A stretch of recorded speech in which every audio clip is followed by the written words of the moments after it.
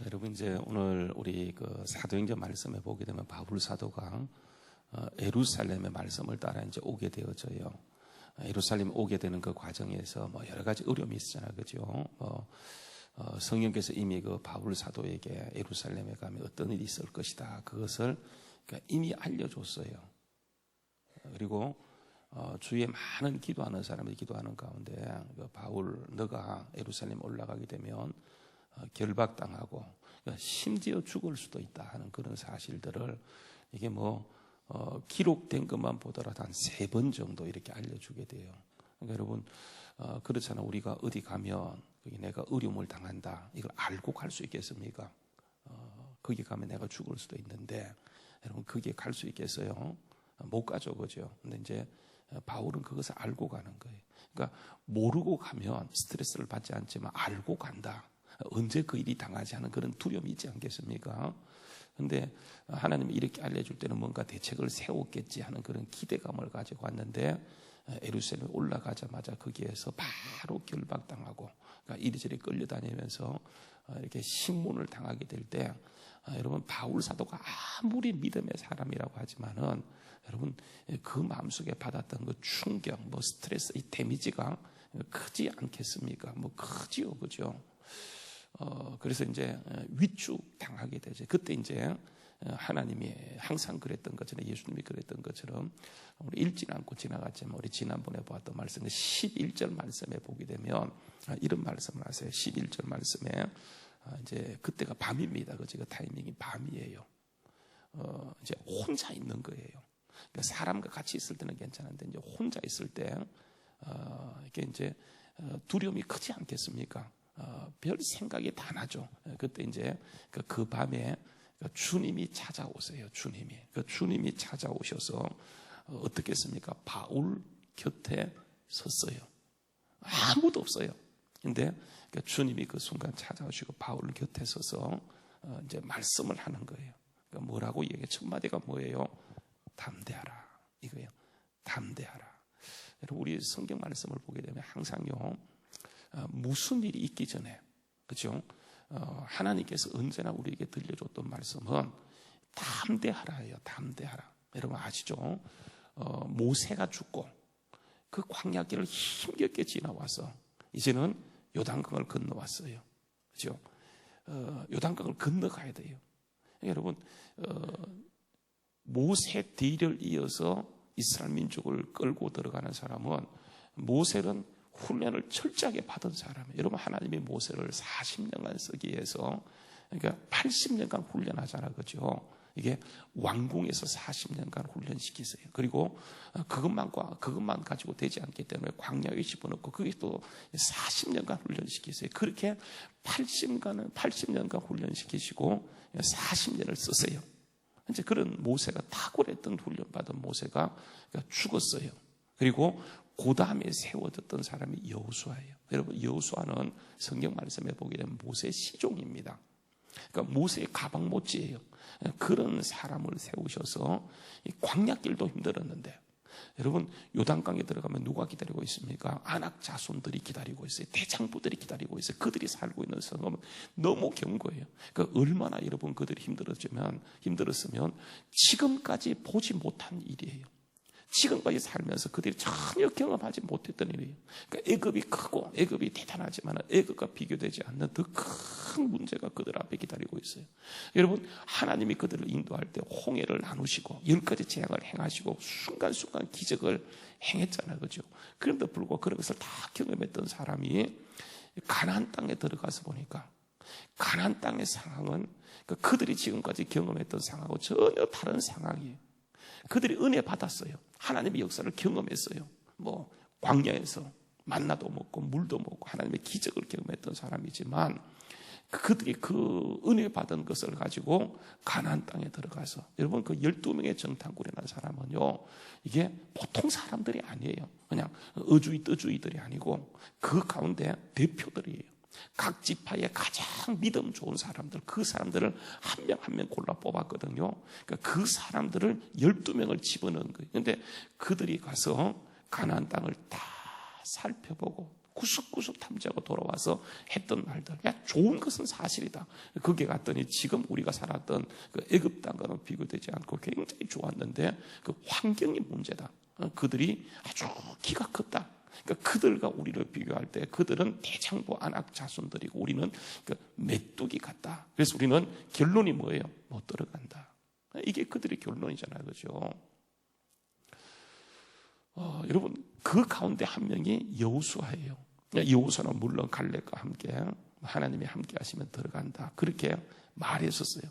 근데 그렇게 말했던 여호수아가 그러니까 자기 앞에서 모세가 죽었어요. 그리고 꿈에도 생각하지 못했던 그 일이 자기에게 그러니까 짐으로 주어지게 될 때 갈렙도 있는데 갈렙이 아니고 여호수아에게 이 일을 맡기고 그러니까 네가 이제부터는 이 민족을 이끌고 가나안 땅에 데려가라.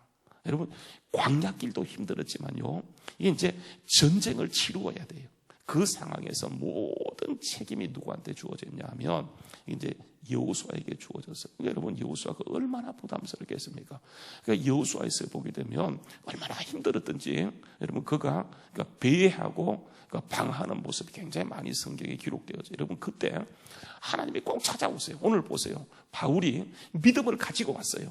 모르고 온 것이 아니에요. 하나님이 이미 알려주셨고 믿음을 가지고 왔는데 행여나 혹시나 하는 마음을 가지고 왔는데 막상 그 앞에 펼쳐지는 일은 너무 힘든 거예요. 그래서 홀로 있을 그때에 그러니까 주님이 찾아오실 그에게 가장 먼저 했던 말이 뭐라고요? 담대하라. 이것이에요. 여러분 여호수아 1장도 보게 되면 여호수아가 모세가 죽고 자기가 그 책임을 맡았을 때 여러분 그 마음속에 갈등이 있죠. 이게 어떻게 될 것인가? 그렇죠? 어떻게 이루어질 것인가? 그 갈등이 있을 그때에 하나님이 찾아오세요. 하나님이 찾아오시고 여호수아에게 들려줬던 말은요, 이게 딴 것이 아니에요. 담대하라. 이것이에요. 담대하라. 한번 여러분 가서 보세요. 여호수아 1장 말씀에 한번 가서 보시게 되면 여호수아 1장 말씀에요, 이런 말씀을 하세요. 한번 보십시다. 여호수아 1장 말씀에 보게 되면 이런 말씀을 합니다. 여호수아 1장 6절 말씀, 뭐 그 앞에도 여러 가지 말씀이 있죠, 그죠? 5절 말씀도 보세요. 여호수아 1장 5절 말씀. 내 평생에 너를 능히 대적할 자가 없으리니 내가 모세와 함께 있었던 것 같이 너와 함께 있을 것임이라. 내가 너를 떠나지 않고 버리지 않겠다. 그렇게 얘기하면서 여러분 첫 말이 뭐냐면 강하고 뭐하라고요? 담대하라. 그리고 여러분 7절 말씀도 보세요. 오직 강하고 어떻게 하라고요? 극히 뭐하라고요? 담대하라. 그렇게 얘기하는 거예요.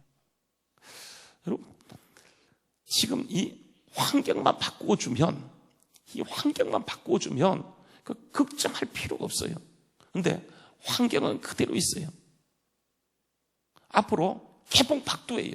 어떤 일이 할지 알지 못해요. 근데 하나님은 먼저 오셔서 그의 마음을 만지면서 하는 말씀이 뭐냐면 야 담대해.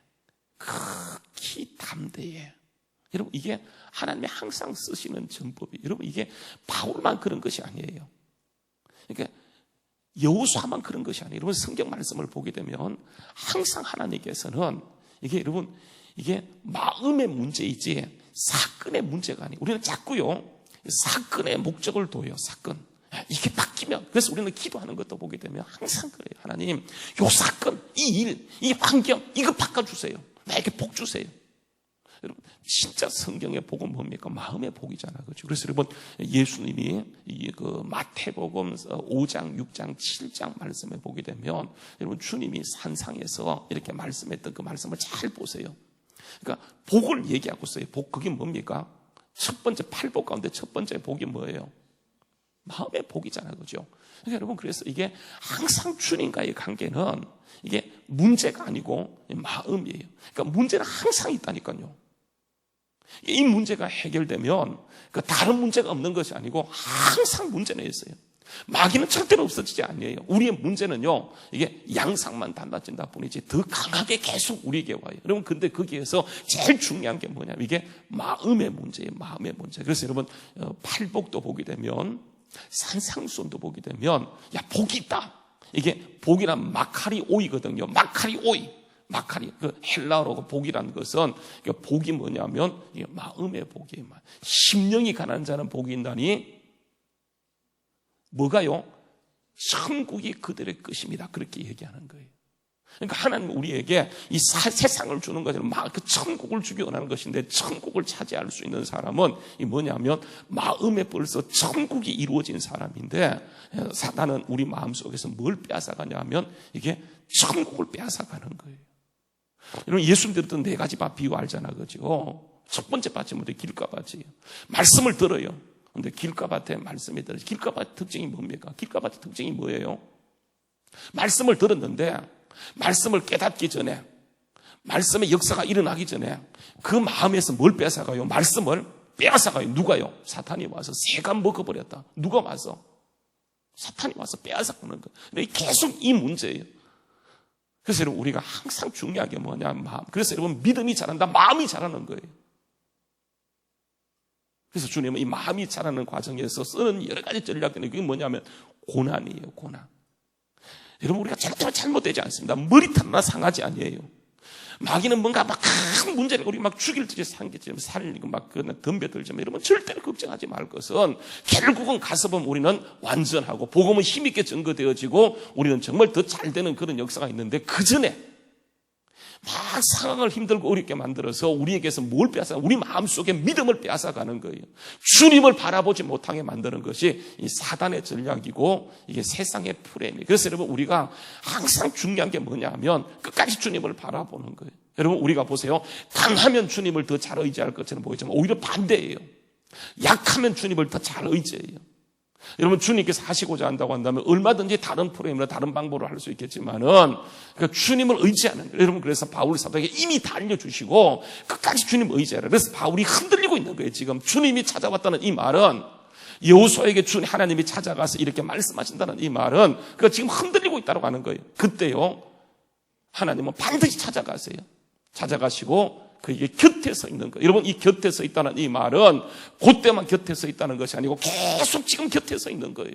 그래서 여러분, 바울은 보십시오. 아무도 주의 없어요. 오늘 말씀에 보게 되면 여러분, 11절 말씀, 본문 말씀에 돌아가서 보게 되면 바울이 믿음을 가지고 다 가지 말라고 얘기할 그때야, 아니야, 나는 갈 거야. 믿음으로 갈 거야. 그래서 여러분, 그래서 우리가 지금까지 보았던 말씀들을 보게 되면 한번 보세요.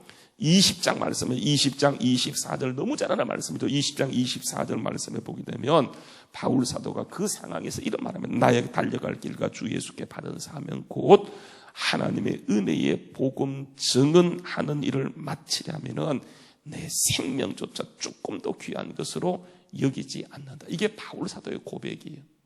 자기의 사명을 완수하는 그날까지 내 생명이 아니고 사명 붙들고 가겠다. 그래서 여러분, 그게 가는 거예요. 그리고 21장 13절도 보게 되면 많은 사람이 가지 말라고 눈물로 호소하고 붙잡을 때에 바울 사도가 그들에게 했던 말씀, 바울이 대답하되 여러분이 어찌하여 울은 내 마음을 상하게 하느냐? 나는 주 예수의 이름을 위하여 결박당할 뿐 아니라 뭣도요, 예루살렘에서 죽을 것도 각오하고 왔다. 이런 마음으로 왔어요. 근데 여러분, 이런 마음으로 왔지만은 막상 그것이 현실로 벌어지게 될 때에 바울이 결박당하고 계속 공격을 당하고 어려움을 겪게 될 때, 여러분, 사람은 다 똑같아요. 바울도 지금 흔들리고 있는 거예요.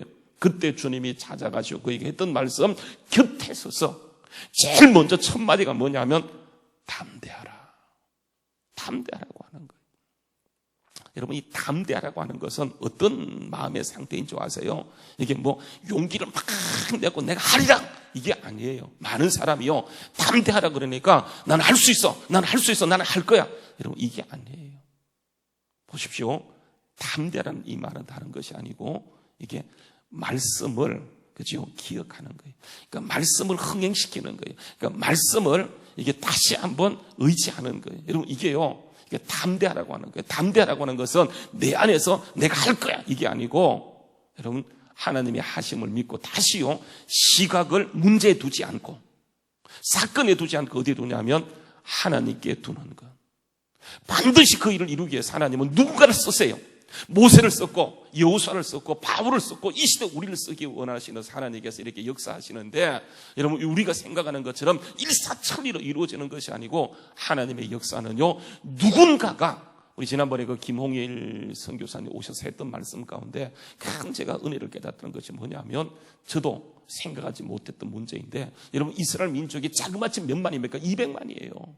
여러분 200만이 포진하게 되면 여러분 부천이 얼마입니까? 부천이 몇 만이죠? 100만 되나요? 100만 됩니까? 근데 여러분 이게 얼마나 커요? 80만, 90만, 100만. 한번 여러분 생각해 보세요. 200만이다. 여러분 그게 우리가 생각하는 요거만 하겠습니까? 아니잖아요. 그죠? 그 넓이가 자그마치 엄청난 거예요. 근데 모세가 장대 위에 단다. 장대 위에 단다. 노뱀을 장대 위에 단다. 얼마나 높이 달았을까? 장대 위에 달았다. 그리고 하는 말씀이 뭐냐면 모세가 선포하는 거야. 불뱀에게 불린 사람마다 저 노뱀을 쳐다보면 살 거야. 그렇게 얘기했을 때 여러분 거기에는 광야예요. 여기서 마이크 들고 해도 설교가 들리는데 그죠? 여러분 그 광야 완전히 그냥 흙을판 그 트인 곳에서 모세가 아무리 소리를 지른들 여러분 그게 몇 명이나 듣겠습니까? 모세가 크게 우렁차게 소리를 지른다 하더라도 여러분 들을 수 있는 그 범위는 자기의 주변의 사람들이에요. 뭐 한 100명, 200명, 300명 들을 수 있는 그런 목소리로 그렇게 했을 때 그 메시지를 듣는 사람이 누군가가 달린 거예요. 누군가가 전달된 거예요. 그래서 여러분 이스라엘 민족이 쳐다보며 살잖아요. 그런 것처럼 보세요. 이 복음이 여기 들어오는 과정에서 여러분 한번 잘 보십시오.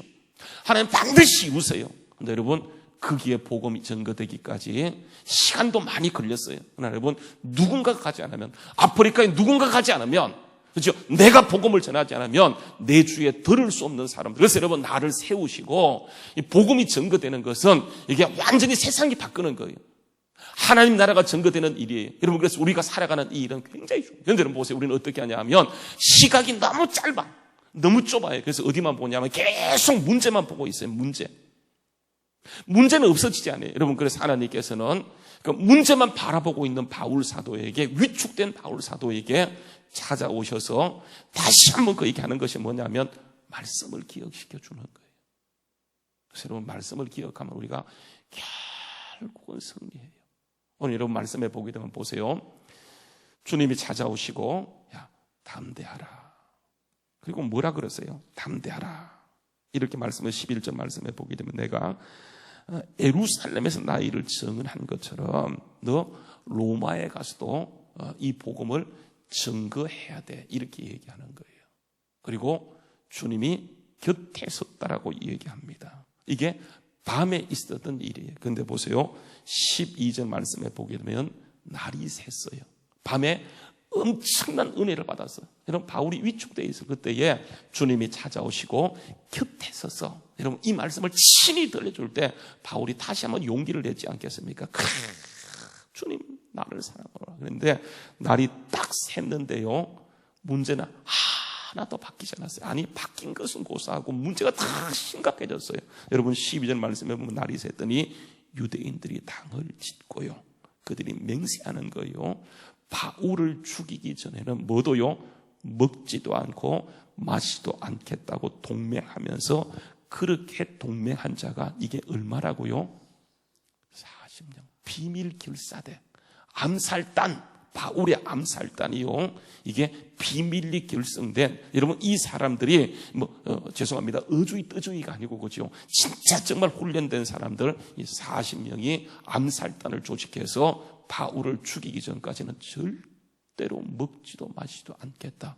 서원하고 작정한 사람이 여러분 이게 40명이에요. 그러니까 주님이 곁에 서서 이렇게 정말 용기를 주고 힘을 줬다라고 한다면 날이 샜을 때 문제가 해결되어야 되는데 보세요. 문제가 더 심각해졌어요. 그러나 여러분 꼭 기억할 것은 뭐냐면 그렇할지라도 하나님의 역사는 반드시 이루어진다라고 하는 거예요. 그래서 여러분 보십시오.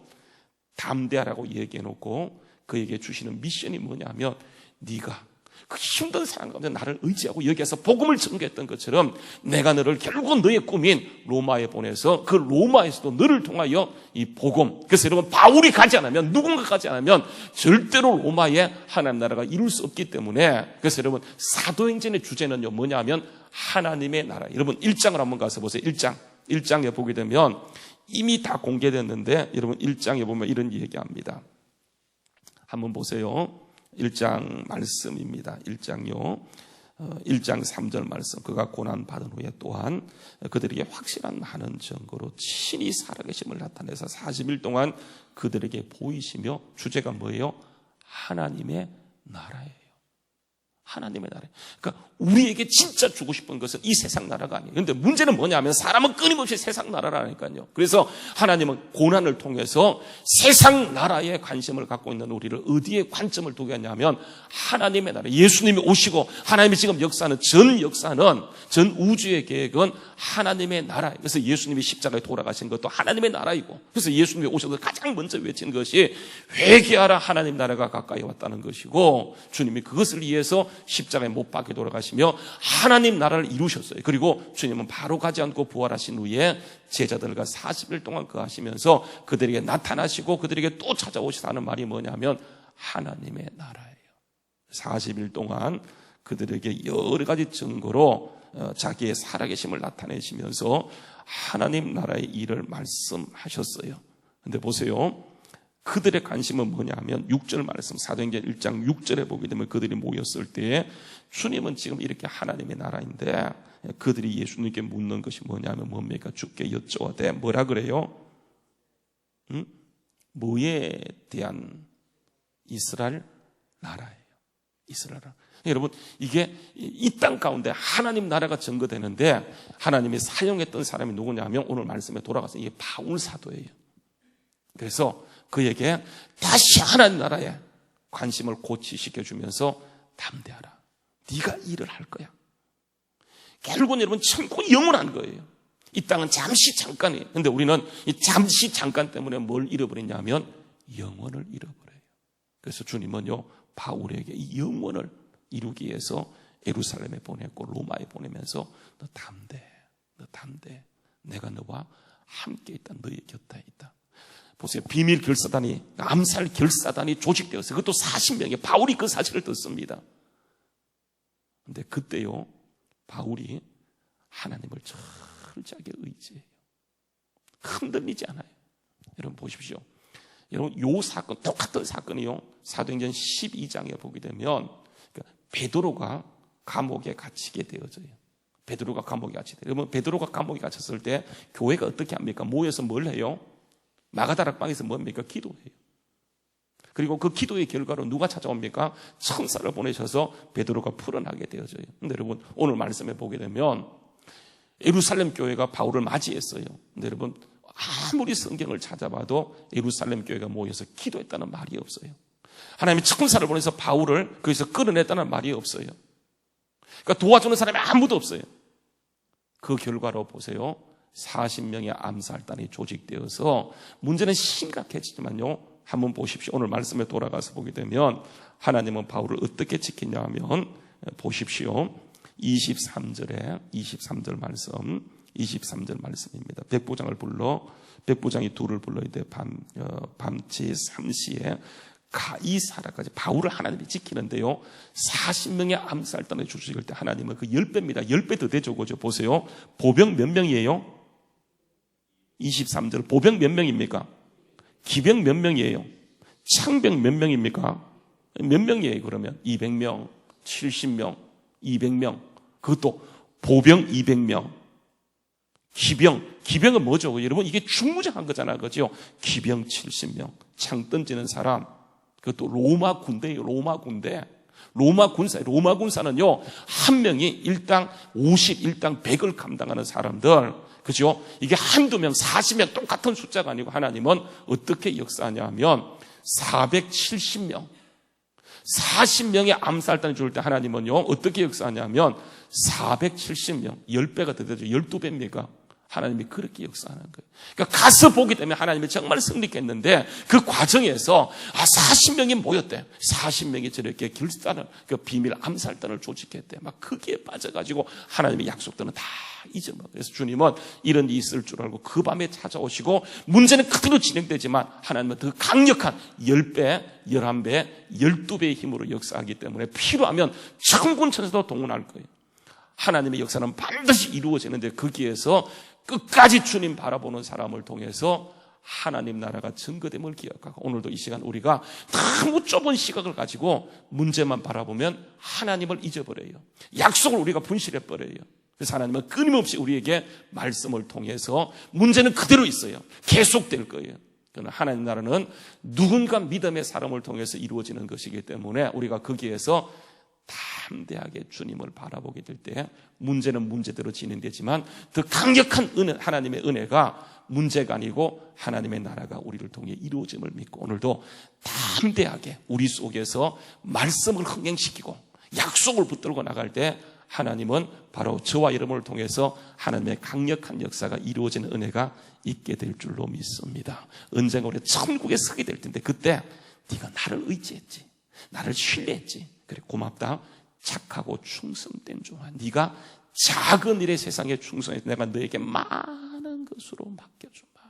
거기서 우리가 면류관 받고 하나님과 함께 영원토록 왕 노릇함을 기억하고 오늘도 여러분 말씀 붙들고 하나님의 약속을 기억하고 나가는 가운데 주님의 은혜가 반드시 승리케 하는 그 복을 누리는 우리 모두 될 수 있기를 주의 이름으로 축원합니다.